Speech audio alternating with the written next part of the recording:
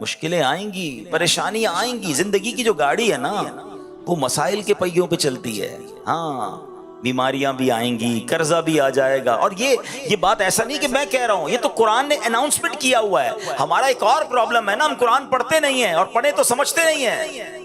ورنہ قرآن پاک نے تو واضح اعلان کیا گیا ہے. کیا فرمایا قرآن نے؟ وَلَنَبْلُوَنَّكُمْ، ہم ان قریب تمہیں آزمائیں گے.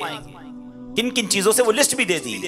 من الخوف والجوع، خوف، تمہیں خوف آئے گا. دشمنیاں ہو جاتی ہیں نا، بعض اوقات ڈر لگ رہا ہوتا ہے، خوف بھی آئے گا. جوع، بھوک آئے گی، تنگی ہو جائے گی. آج کل کئی لوگ کہتے ہیں مہنگائی ہے، پورا نہیں ہو رہا، کھانا پراپر نہیں مل رہا. یہ آزمائش قرآن نے پہلے بتایا آئے گی. پھر فرمایا کہ تمہارے مال کم ہوں گے، تمہارے جسموں میں پرابلم آئے گی، بیماریاں آئیں گی، تمہارے پھل خراب ہو جائیں گے. مگر ان چیزوں سے جو نکل گیا، جو صبر کرے گا، وَبَشِّرِ الصَّابِرِينَ، خوشخبری ہے صبر والوں کے لیے. الَّذِينَ إِذَا أَصَابَتْهُمْ مصیبہ، جب مصیبت پہ گرفتار ہوتے ہیں تو کیا کہتے ہیں؟ قَالُوا إِنَّا لِلَّهِ وَإِنَّا إِلَيْهِ رَاجِعُونَ، ہم اللہ ہی کا مال ہیں، اللہ ہی کی طرف لوٹنا ہے. تو یہ ہے صبر والوں کا کام. تو اے میرے پیارے اسلامی بھائیوں، امام حسین کی شہادت کی خبر سب کو معلوم تھی، اگر کسی نے اس سے ڈینائی نہیں کیا. امتحان کے لیے تیار ہوئے.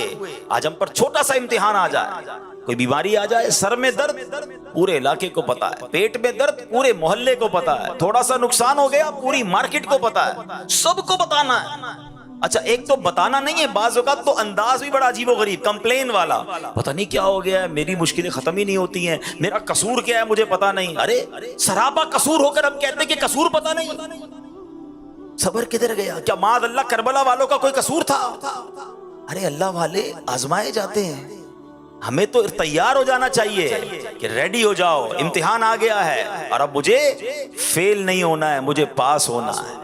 اچھا باتیں تو ہم سارے ہی کرتے ہیں صبر کی. کچھ لوگ ہوتے ہیں پورے علاقے کو، پورے شہر کو بتا دیا اور اب کہتے ہیں بس بھائی کیا کروں، اب تو صبر ہی کر رہا ہوں. اب آپ صبر نہیں کر رہے، آپ نے بے صبری کر دی، آپ کا ثواب چلا گیا جناب.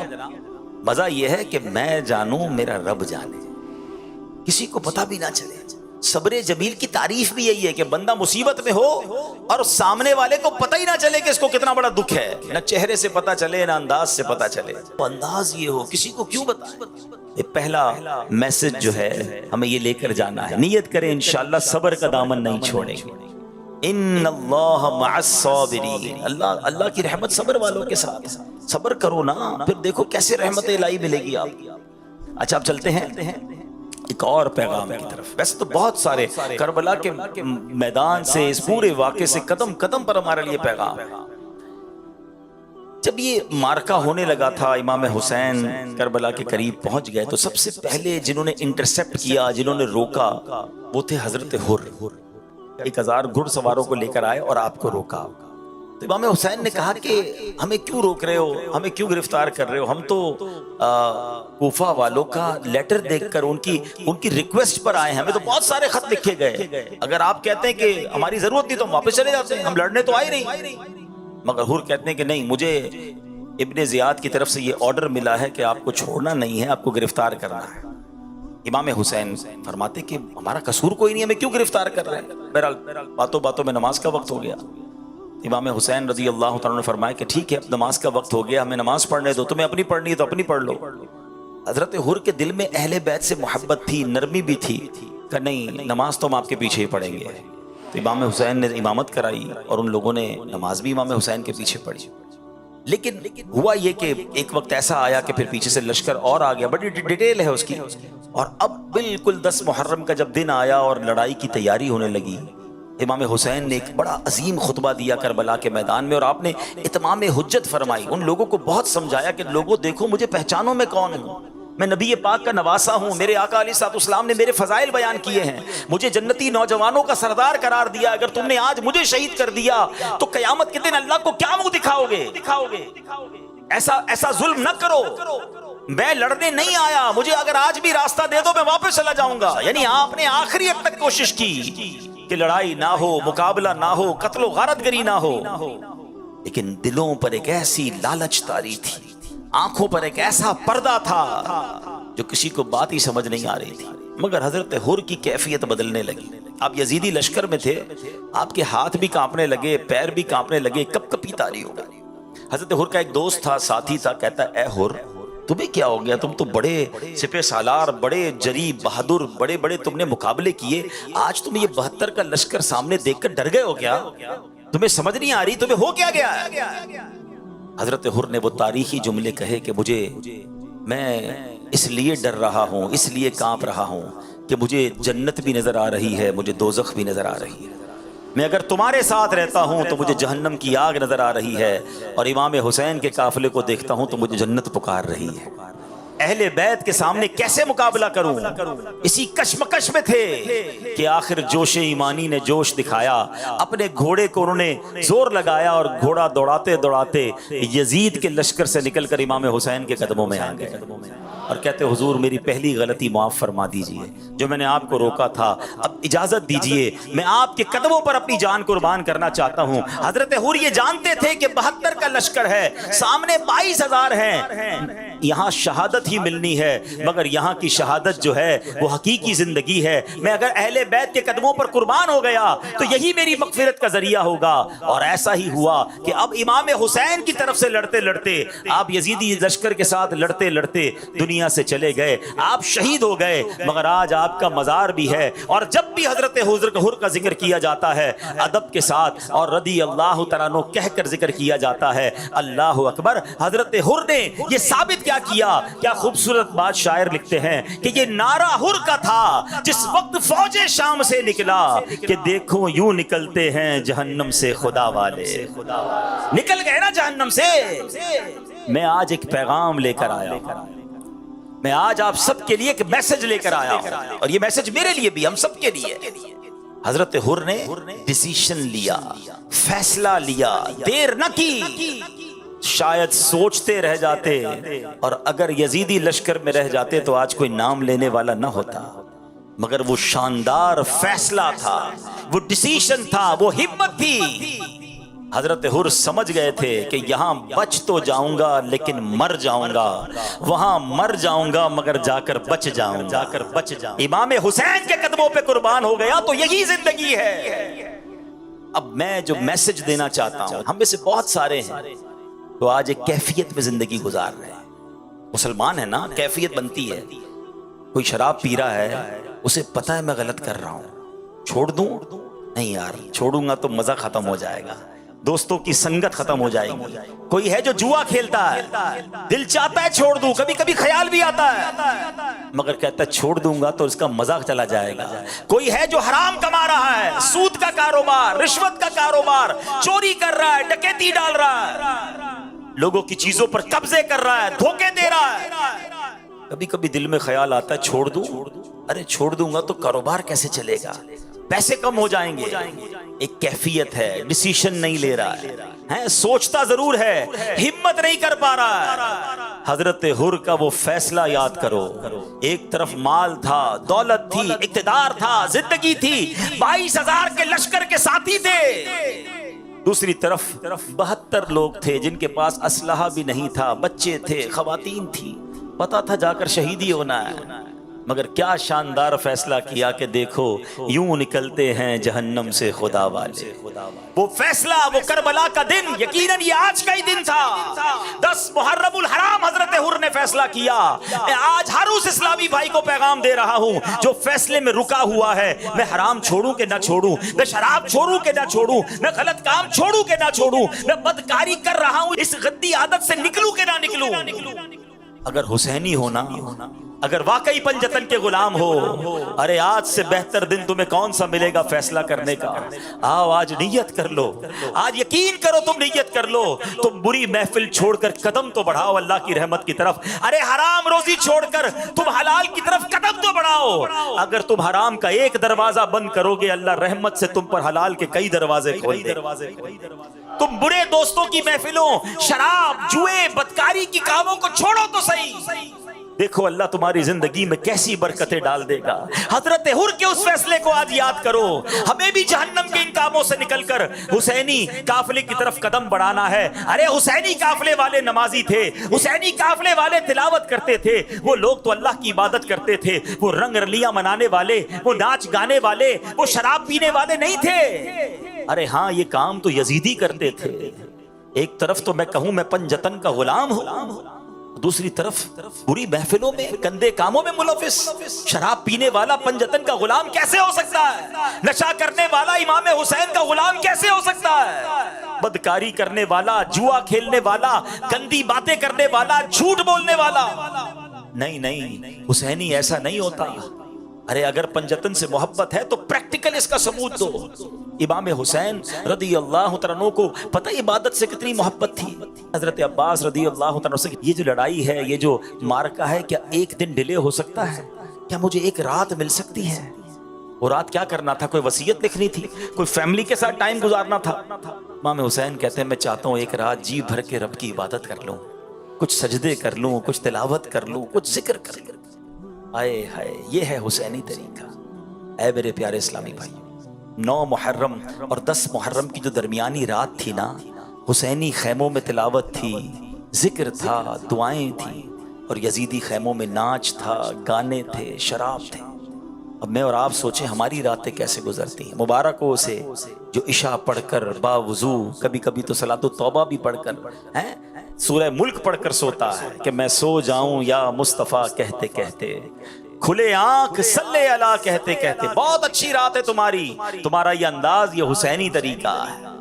مگر وہ شخص جو رات گندی چیزیں دیکھ کر, فلمیں ڈرامے دیکھ کر, معاذ اللہ شراب پی کر, بے حیا دوستوں میں بیٹھ کر, اور عشاء بھی نہیں پڑھی, سویا تو فجر بھی نہیں پڑھی, کیا یہ یزیدی طریقہ نہیں؟ آؤ میرے پیارے اسلامی بھائیوں, اگر واقعی محبت ہے نا پنجتن پاک سے, اور یہ محبت ہمارے ایمان کا تقاضا ہے. نبی پاک فرماتے ہیں, اللہ کی بارگاہ میں عرض کرتے ہیں کہ یا اللہ میں ان سے محبت, حسین سے محبت کرتا ہوں, حسن سے محبت کرتا ہوں, جو ان سے محبت کرے مولا تو بھی ان سے محبت فرما. تو ان سے محبت تو ہمارے ایمان کا تقاضا ہے. تو آؤ نیت کریں, جس کی پکی سچی نیت بنتی ہونا, پکی سچی, وہ نیت کریں, ہاتھ اٹھائے کہ انشاءاللہ آج کے بعد ہماری کوئی نماز قضا نہیں ہوگی. اگر کوئی حرام روزی کما رہا ہے, میرا کوئی بھائی شراب پی رہا ہے, میرا کوئی بھائی نشہ کر رہا ہے, اگر کوئی بھائی غلط کاموں میں ملوث ہے, ارے تمہیں سب پتا ہے تم کیا غلط کر رہے ہو, مجھے بھی پتا ہے. آؤ آج نیت کر لیتے ہیں کہ اگر پنجتن پاک سے محبت ہے تو سچی غلامی یہ ہے کہ ان برے کاموں کو چھوڑ کر حضرت حر کیسے چل پڑے تھے. آئے ہائے, جہنمی لشکر سے نکلے اور جنتی لشکر میں داخل ہو گئے. اللہ مجھے بھی وہ قدم اٹھانے کی توفیق عطا فرمائے, آپ کو بھی یہ فیصلہ کرنے کی توفیق عطا فرمائے. اللہ کرے کہ آج کا دن ہماری زندگی میں ایک بہترین بدلاؤ لانے کا دن بن جائے, ہماری زندگی کا ایک شاندار دن بن جائے, ایک یادگار دن بن جائے. دوست پوچھیں, رشتہ دار پوچھیں, ارے بھائی آپ وہ فلاں کام غلط کرتے تھے, اب آپ نے چھوڑ دیا, تو آپ کہیں میں پنجتن کا غلام ہوں, میں نے جھوٹ بولنا چھوڑ دیا. میں پنجتن کا غلام ہوں, میں نے نماز 5 وقت پابندی سے شروع کر دی. ارے میں امام حسین کا غلام ہوں, میں کیسے کسی مسلمان کو دھوکہ دے سکتا ہوں, میں نے دھوکہ دینا چھوڑ دیا, میں نے حرام کمانا چھوڑ دیا, میں نے رشوت لینا چھوڑ دی.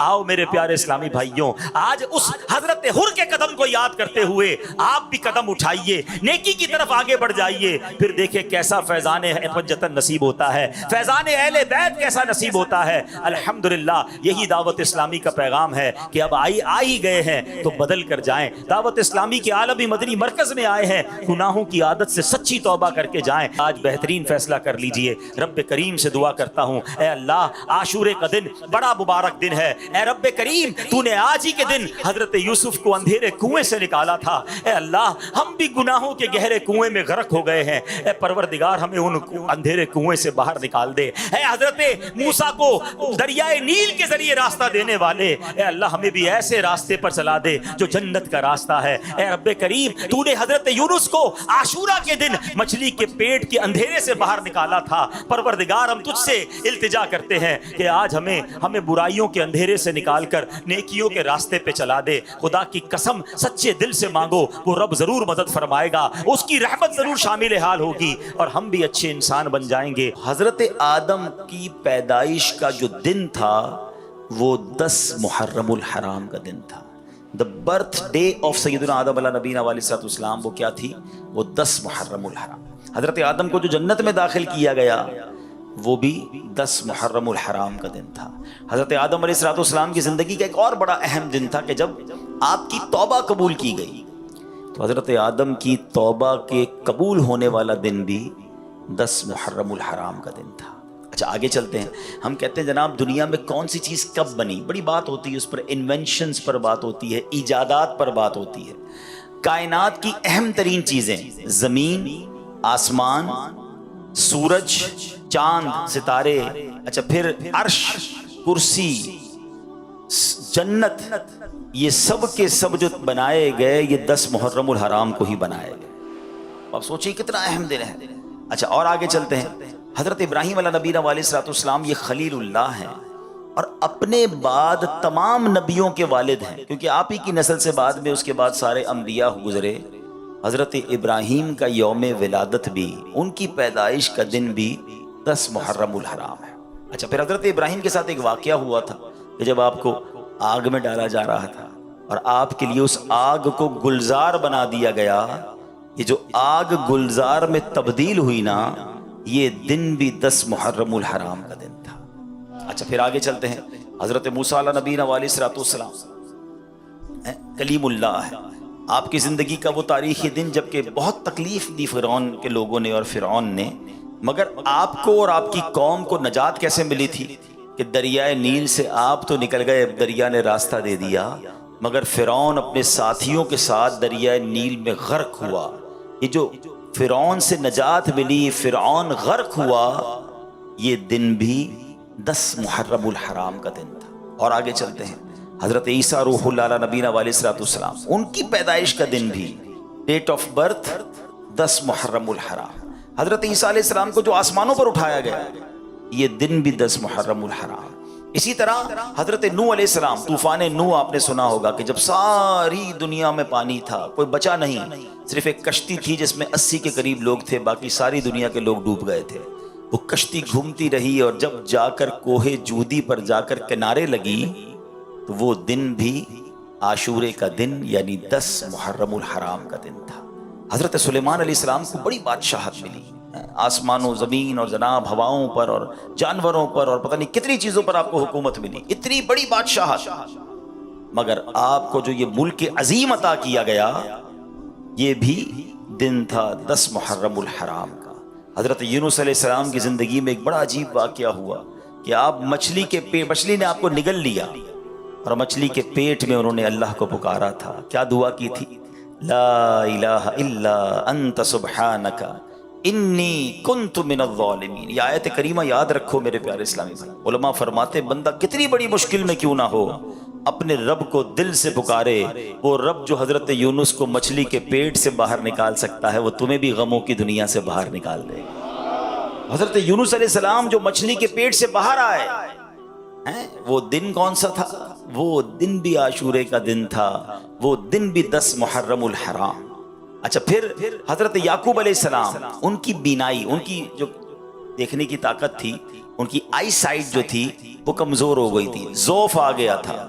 اللہ نے اس بینائی کے ضعف کو، اس بینائی کی کمزوری کو جو دور کیا، وہ جو دن تھا وہ بھی 10 محرم الحرام کا تھا. حضرت یوسف علیہ السلام کی زندگی کا ایک عجیب دن کہ جب آپ کو گہرے کنویں میں ڈال دیا گیا، اس کنویں سے جس دن آپ کو نکالا گیا وہ دن بھی 10 محرم الحرام کا دن تھا. حضرت ایوب علیہ السلام پر بڑی تکلیفیں آئیں. صبر ایوب تو مشہور ہے نا، مگر حضرت ایوب علیہ السلام کی اس تکلیف کو، اس بیماری کو جس دن دور کیا گیا وہ دن بھی یہی 10 محرم الحرام کا دن تھا.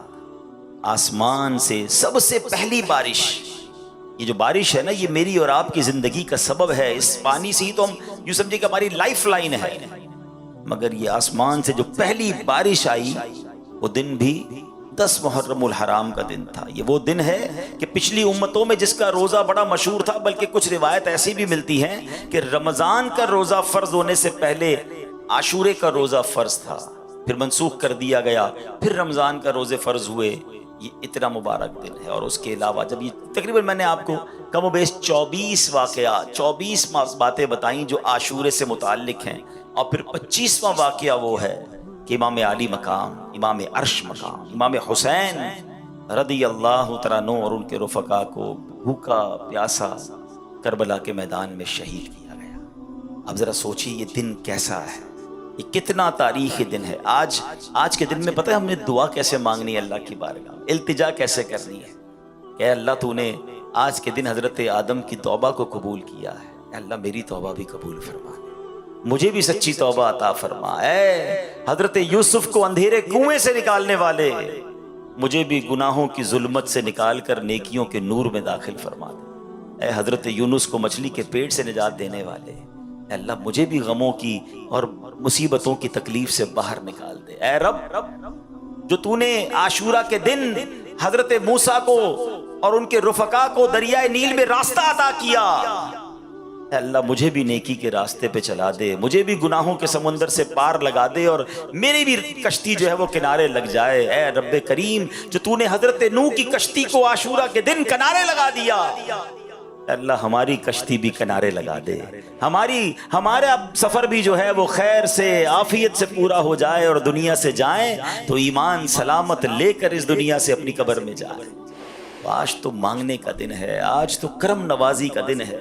امام حسین اور ان کے رفقا کا وسیلہ پیش کر کے، شہدائے کربلا کی بات کر کے اللہ کی بارگاہ میں التجا کریں کہ اللہ ان قربانیوں کا واسطہ ہمیں بھی اپنے دین کی خاطر قبول فرما لے، ہمیں بھی مخلص مبلغ بنا دے۔ اللہ ہم سے بھی کوئی ایسی خدمت لے لے کہ ہم بھی تیرے دین کی خاطر کچھ ایسا کر جائیں کہ جب قیامت کے دن امام حسین سے ملاقات ہو تو ہم بھی عرض کر سکیں کہ حضور اپنے حصے کا چراغ جلا کر آیا ہوں، میں بھی آپ کے نانا جان کے دین کی کوئی خدمت کر کے آیا ہوں۔ سوچو میرے پیارے اسلامی، اتنا مبارک، تو ایک تو میں نے بتانا تھا کہ عاشورہ کا دن کتنا مبارک دن، عبادت میں، دعاؤں میں، التجاؤں میں اور ان عظیم واقعات کی یادوں میں گزارے۔ اب آتے امام حسین رضی اللہ عنہ کا مرتبہ۔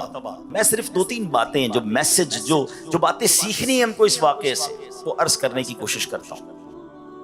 امام حسین رضی اللہ عنہ کوئی عام شخصیت نہیں ہے، ہر صحابی کا مرتبہ بہت ہی اعلیٰ ہے۔ اگر حسنین کریمین کی تو بات ہی نرالی ہے نا، نبی پاک علیہ الصلوۃ والسلام فرماتے یہ جنت کے نوجوانوں کے سردار ہیں۔ حسنین کریمین کے بارے میں نبی پاک فرماتے یہ دونوں میرے پھول ہیں۔ آقا علیہ الصلوۃ والسلام صرف پھول فرماتے نہیں بلکہ پھولوں کی طرح انہیں سونگھا بھی کرتے تھے، انہیں چوما بھی کرتے تھے۔ انہوں نے نبی پاک کے کاندھوں پر سواری کی ہے۔ امام حسین رضی اللہ عنہ کو راکب دوش مصطفیٰ کہا جاتا ہے، یعنی نبی پاک کے کاندھوں پر سواری کرنے والا۔ اللہ اکبر۔ آقا علیہ الصلوۃ والسلام فرماتے ہیں حسین مجھ سے ہے اور میں حسین سے ہوں۔ کیسا پیار ہے، کیسی محبت ہے۔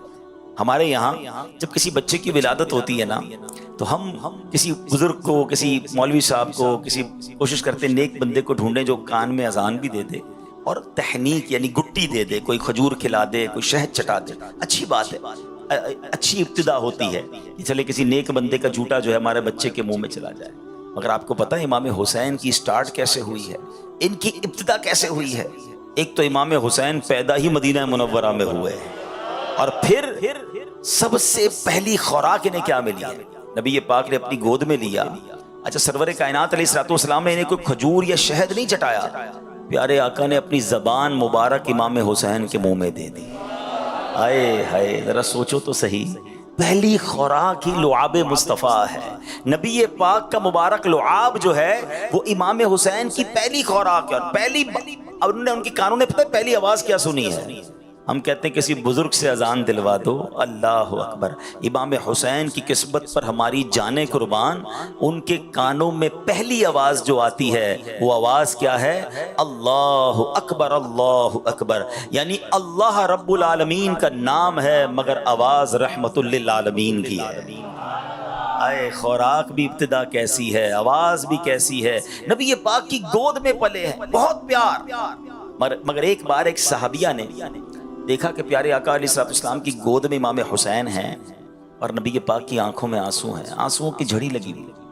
صحابیہ نے کہا حضور آپ رو رہے ہیں، خیریت تو ہے؟ نبی پاک نے فرمایا جس کا مضمون ہے کہ ابھی ابھی جبریل امین میرے پاس آئے اور جبریل نے کہا کہ یا رسول اللہ صلی اللہ علیہ وسلم آپ کی امت آپ کے نواسے کو شہید کر دے گی۔ اور مجھے جو مقتل کی مٹی ہے، یعنی جہاں امام حسین شہید کیے جائیں گے نا، اس جگہ کی مٹی بھی دکھائی گئی۔ نبی پاک کو بچپن میں ہی بتا دیا گیا تھا کہ امام حسین شہید کیے جائیں گے۔ اچھا، ایک بار مولا علی شیر خدا جو والد ہیں امام حسین، وہ کہیں کربلا کے قریب سے راستے میں مقام جنگ صفین کے دوران جا رہے تھے۔ جب فرات کا کنارہ آیا، کربلا کا مقام آیا، تو حضرت مولا علی نے یہ بھی بتا دیا کہ یہاں شہداء کے خیمے بندھیں گے، یہاں ان کے جو جسم اقدس ہیں شہید ہونے کے بعد ان کے بدن یہاں پر ہوں گے۔ ایک ایک چیز مولا علی کو معلوم تھی کہ کس کس طرح شہید کیے جائیں گے۔